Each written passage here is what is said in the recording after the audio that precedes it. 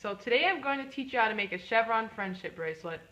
The Chevron Friendship Bracelet is a form of macrame, which is a craft of tying knots to create intricate patterns. This has been around for centuries, and it started out as an ancient Chinese craft and was picked up by sailors to pass time at sea. Most recently, it has become popular across the world to make friendship bracelets. So today, by following these simple steps, you will be able to make many friendship bracelets of your own or to give to friends. To start out, you will need embroidery floss. We'll start out with 3 colors to make a simple bracelet. Once you master the craft of this bracelet, you can spice it up and add more colors and more pieces of string. You'll need a scissors and a tape or a clipboard. I use a book with a binder clip because it's just easier for me, but you can also use tape to tape down your string on the table. The first step is to cut each color of embroidery floss to about 50 inches. This is just a generalized number, but it's always better to have too much string than not enough, so you have enough room to make your bracelet. If you don't have a way to measure your string, I always just use my arm span. The second step is to gather all of the pieces of your floss and fold them exactly in half. This will double the amount of strings that we'll be working with. So we started with 3, so now we'll be working with 6. And like I said in the beginning, starting with a lower number of strings is easier, and once you have mastered this form of macrame, you can add more strings and make a more complex bracelet. The third step is to tie a knot at the end of the floss to create a small loop. This loop will be used later to tie the bracelet onto a wrist. So first you make a loop in the exact center of the floss and put it on your finger like so. What I do first is wrap it around my finger like this, and then you take the loop that you initially made and pull it through the loop that you just made with your finger. And then pull all the strings tight, making sure the loop is even. And keep it kind of small so you don't have a huge amount of space there. And that's the beginning. Then clip your strings into your clipboard, or you can use tape to tape it directly on the table. The fourth step is to separate your strings into 2 separate sections, creating a mirror image. So you have the purple on the outside, the blue second, and then the greens in the middle. Step 5 is to begin tying forward knots on the left-hand side. Remember, you always tie forward knots on the left side and backward knots on the right side. So to tie a forward knot, you take your outermost string, which in this case is our purple one, and you make a 4 over top of the second string, which is blue. Then you take the tail of the purple string and wrap it around the blue string and pull it all the way through, like so. And then you pull that knot up to the top and give it a nice tug. And you continue this step on all the strings on the left-hand side.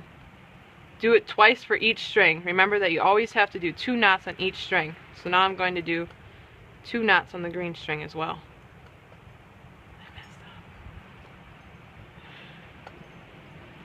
And then you'll leave the purple string in the middle, like this. Go. Step 6 is to begin tying backwards knots on the right-hand side.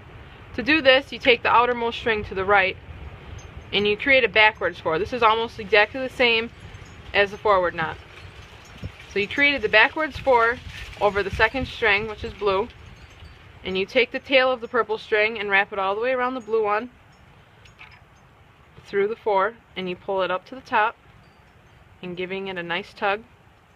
And you do this again. Make sure you tie 2 of these knots on every string on the right hand side, and then I'll do this to the green string.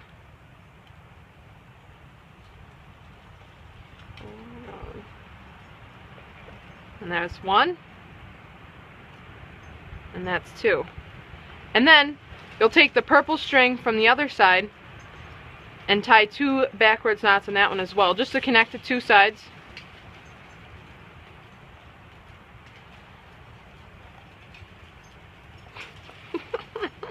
So now we're going to just continue steps 5 and 6, tying the forward knots on the left hand side and the backward knots on the right hand side.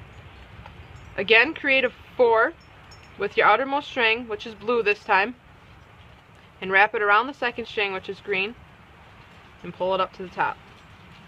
Remember to tie 2 knots on each string.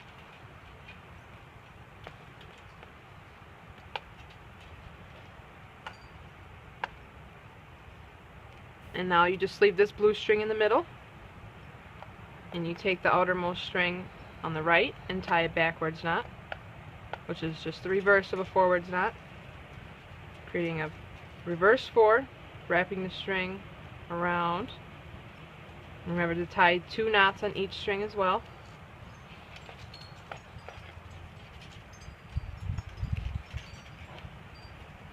Now we're moving to the purple one, and we'll tie 2 knots on this one as well. And then remember to also tie 2 backwards knots on the string that you use to tie the forwards knot, connecting both sides.